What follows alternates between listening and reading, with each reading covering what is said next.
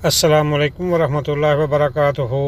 14 مارچ 2025 14 رمضان 1446 ہجری کو مسجد نبوی شریف میں جو خطبہ جمعہ دیا گیا اس کا ترجمہ یوٹیوب چینل دنیا دین پر۔ حمد و صلات کے بعد مسلمانوں اللہ تعالیٰ سے ڈرو، اللہ اور اس کے رسول کی اطاعت کرو تو تم کامیاب و کامران ہو جاؤ گے۔ اللہ کے بندو، انسان کا اپنے پروردگار کے ہاں کمال حاصل کرنے اور اپنے خالق کے نزدیک بلند درجے پر فائز ہونے کا دار و مدار اس کی عبادت کرنے اور اس کی مخلوقات کے ساتھ احسان کرنے پر ہے، اور انسان اسی قدر بھلائیاں حاصل کرتا ہے، بلند درجات تک پہنچتا ہے، برائیوں اور ناپسندیدہ امور سے محفوظ رہتا ہے جس قدر وہ اپنے پروردگار کے حقوق ادا کرتا ہے، اس کے بندوں کو نفع پہنچاتا ہے، اور جو اسے سزائیں ملتی ہیں برائیوں، مکروہ اور ناپسندیدہ چیزوں کا سامنا کرنا پڑتا ہے، اور جو بھلائیاں اسے چھوٹ جاتی ہیں وہ اسی قدر ہی ہوتی ہیں جس قدر وہ اللہ تعالیٰ کی عبادت میں کوتاہی برتتا ہے، مخلوق کو نفع پہنچانے میں لاپرواہی اختیار کرتا ہے۔ اور اللہ تعالیٰ نے ان مومنوں کی مدح و ستائش کی ہے جو حقوق الہیہ کو بخوبی انجام دیتے ہیں اور مخلوق کے ساتھ احسان بھی کرتے ہیں، جیسا کہ ارشاد باری تعالی ہے۔ اور مومن مرد اور مومن عورتیں ان کے بعض کے دوست ہیں، وہ نیکی کا حکم دیتے ہیں اور برائی سے منع کرتے ہیں، اور نماز قائم کرتے ہیں، زکوٰۃ دیتے ہیں، اور اللہ اور اس کے رسول کا حکم مانتے ہیں۔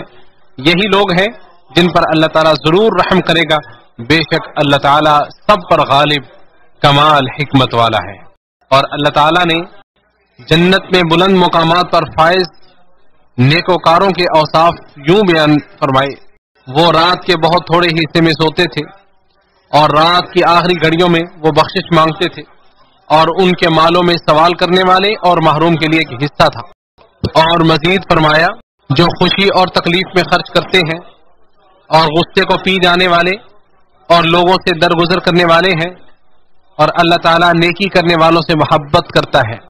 اور وہ لوگ کہ جب کوئی بے حیائی کرتے ہیں یا اپنی جانوں پر ظلم کرتے ہیں تو اللہ تعالیٰ کو یاد کرتے ہیں، بس اپنے گناہوں کی بخشش مانگتے ہیں، اور اللہ تعالیٰ کے سوا کون گناہ بخشتا ہے، اور انہوں نے جو کیا اس پر اصرار نہیں کرتے جبکہ وہ جانتے ہوں۔ یہ لوگ ہیں جن کی جزا ان کے رب کی طرف سے بڑی بخشش اور ایسے باغات ہیں جن کے نیچے سے نہریں بہتی ہیں، ہمیشہ ان میں رہنے والے ہیں، اور یہ عمل کرنے والوں کا اچھا اجر ہے۔ اللہ کے بندوں، زکوٰۃ اللہ کے بندوں کے لیے ایک نفع بخش فریضہ ہے، مسلمانوں کے ایک مخصوص طبقے کی ضروریات پوری کرنے کا ذریعہ بھی ہے۔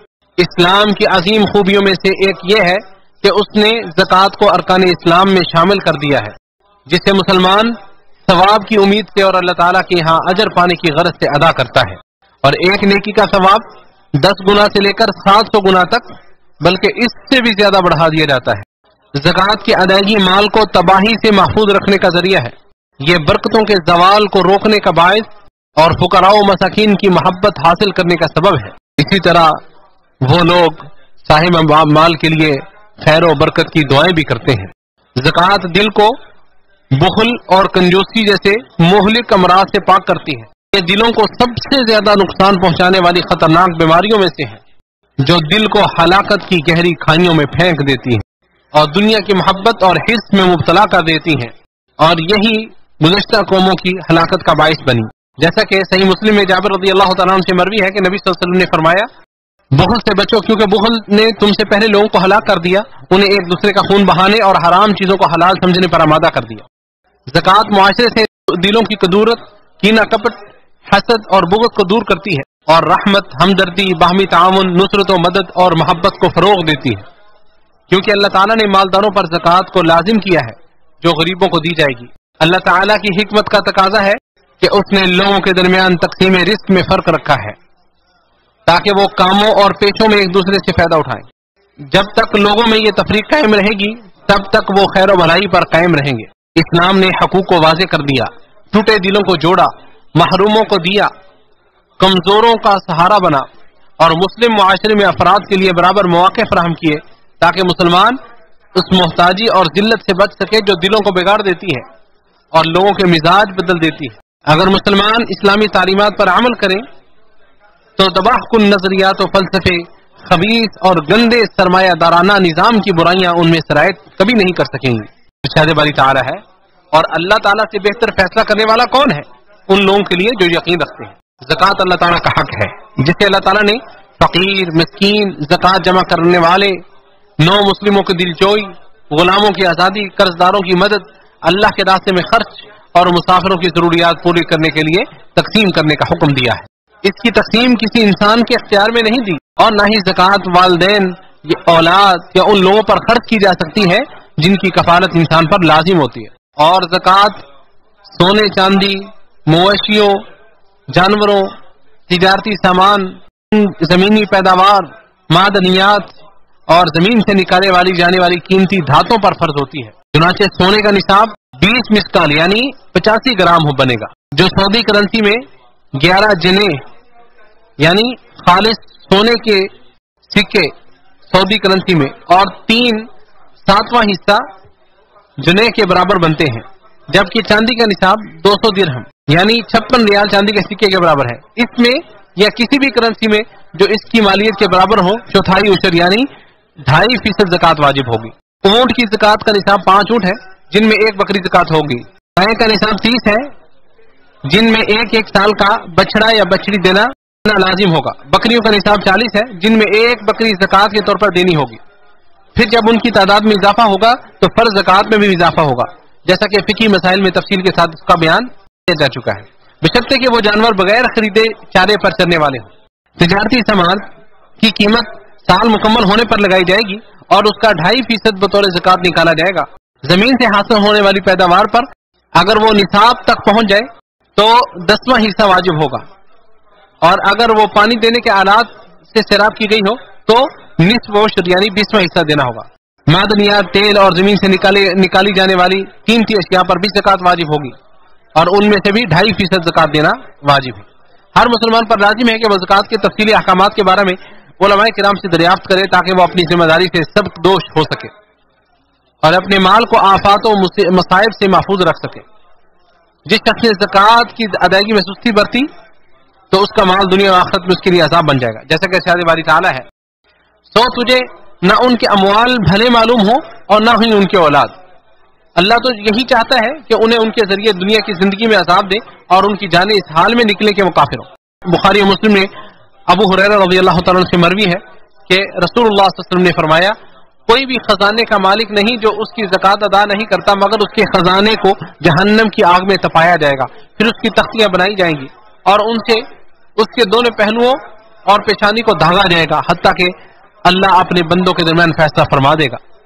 یہ اس دن میں ہوگا جس کی مقدار 50,000 سال کے برابر ہے، پھر اسے جنت یا جہنم کی طرف اس کا راستہ دکھا دیا جائے گا، اور کوئی بھی اونٹوں کا مالک نہیں جو ان کی زکوٰۃ ادا نہیں کرتا مگر اسے ان اونٹوں کے سامنے وسیع چٹیل میدان میں لٹا دیا جائے گا، جبکہ وہ اونٹ تعداد اور جسامت میں جتنے زیادہ سے زیادہ وافر تھے اس حالت میں ہوں گے کہ وہ اس کے اوپر دوڑ لگائیں گے۔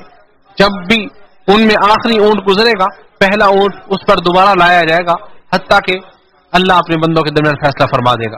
یہ ایک ایسے دن میں ہوگا جو 50,000 سال کے برابر ہوگا، پھر اسے جنت یا جہنم کا راستہ دکھا دیا جائے گا۔ اور جو بھی بکریوں کا مالک ان کی زکوٰۃ ادا نہیں کرتا ہے تو وہ وافر ترین حالت میں جس میں وہ تھیں وہ بکریاں اس کے سامنے ایک وسیع اور چٹکل میدان میں اسے ان کے سامنے لٹا دیا جائے گا، وہ اسے اپنی کھریوں سے روندیں گی اور اپنے سینگوں سے ماریں گی، ان میں نہ کوئی مڑے سینگوں والی ہوگی اور نہ بغیر سینگوں کے، جب بھی آخری بکری گزرے گی اسی وقت پہلی دوبارہ لوٹ آئے گی، حتیٰ کہ اللہ تعالیٰ ایک ایسے دن میں جو 50,000 سال کے برابر ہوگا اپنے بندوں کے درمیان فیصلہ کر دے گا، پھر اسے جنت یا دوزخ کی طرف اس کا راستہ دکھا دیا جائے گا۔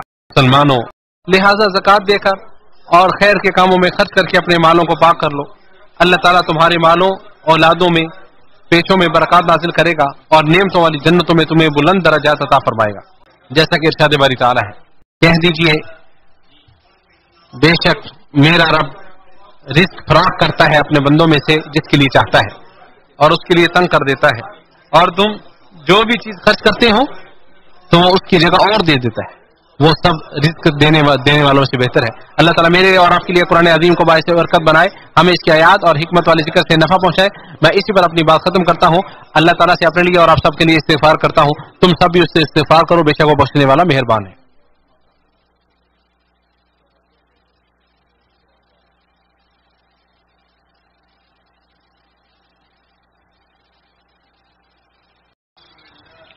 तमाम तारीफें उस अल्लाह के लिए है जिसके हाथ में सारी भलाइयां हैं, जो नेकियों से नवाजता है और जो बुराइयों और बुरे अमाल को दूर करता है।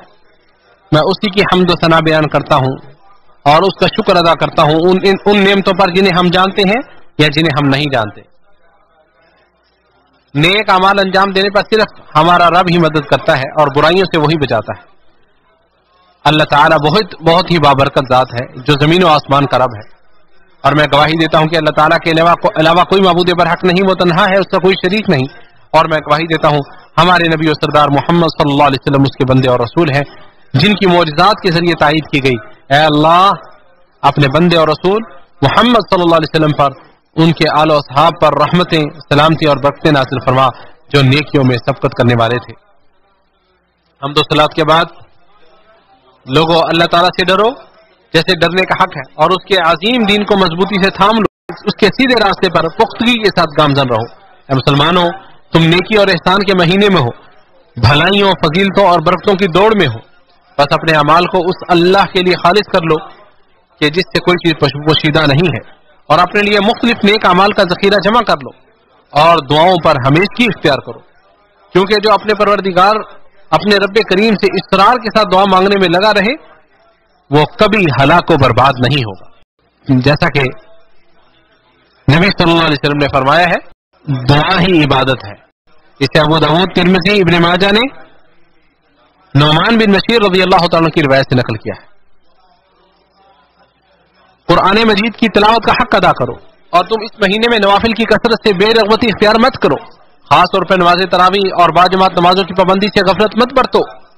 कमजोरों, मिस्कीनों, हाजतमंदों और शिकस्त दिल लोगों के साथ भलाई और हुस्न सलूक करो, क्योंकि वो अल्लाह ताला के यहां शिफाअत करेंगे।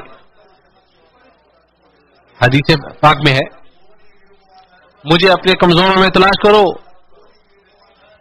क्योंकि तुम्हें अपने ज़ईफों और कमजोरों की वजह से ही रिस्क दिया जाता है और तुम्हारी मदद की जाती है। इसे अबू दाऊद, तिरमिज़ी और नसाई ने रिवायत किया है। अगर मुसलमान ज़कात अदा करें तो कोई फकीर बाकी नहीं रहेगा। इरशाद बारी ताला है, ऐ लोगों जो ईमान लाए हो, रुकू करो और सजदा करो और अपने रब की इबादत करो और नेकी करो, ताकि तुम लोग कामयाब हो जाओ। ऐ अल्लाह, तू मोहम्मद सल्लल्लाहु अलैहि वसल्लम, उनके आलो औलाद पर रहमतें नाज़िल फरमा, जैसा कि तूने इब्राहीम अलैहिस्सलाम पर और उनके आल पर रहमतों का नज़ूल फरमाया। बेशक तू बड़ी तारीफ वाला और बुजुर्गी वाला है। ऐ अल्लाह, तू बरकतें नाज़िल फरमा मोहम्मद सल्लल्लाहु अलैहि वसल्लम पर, उनके आल पर, जैसा कि तूने इब्राहीम और आल इब्राहीम पर बरकतों का नज़ूल फरमाया। बेशक तू बड़ी तारीफ वाला और बुजुर्गी वाला है, और उन सब पर बहुत ज्यादा सलाम से नाज़िल फरमा। ऐ अल्लाह, तू तमाम सहाबा इकराम से राजी हो जा। ऐ अल्लाह, तू खुलफाए राशिदीन अबू बकर, उमर, उस्मान और अली रज़ियल्लाहु अन्हुम सबसे राजी हो जा। ऐ अल्लाह, इस्लाम और मुसलमानों को गलबा अता फरमा, कुफ्र और अहले कुफ्र को ज़िल्ल रुस्वा फरमा। ऐ अल्लाह, तो अपने और दीन इस्लाम के दुश्मनों को नेस्तो नाबूद कर दे। ऐ अल्लाह, तू ही अपने दीन, अपनी किताब और अपने नबी की सुन्नत का मददगार बन जा। ऐ जबरदस्त, ताकतवर और इज्जत वाले, ऐ अल्लाह, तमाम मामलात में हमारा अंजाम बेहतर फरमा और दुनिया की रुसवाई और आखिरत के अज़ाब से हमें बचा ले।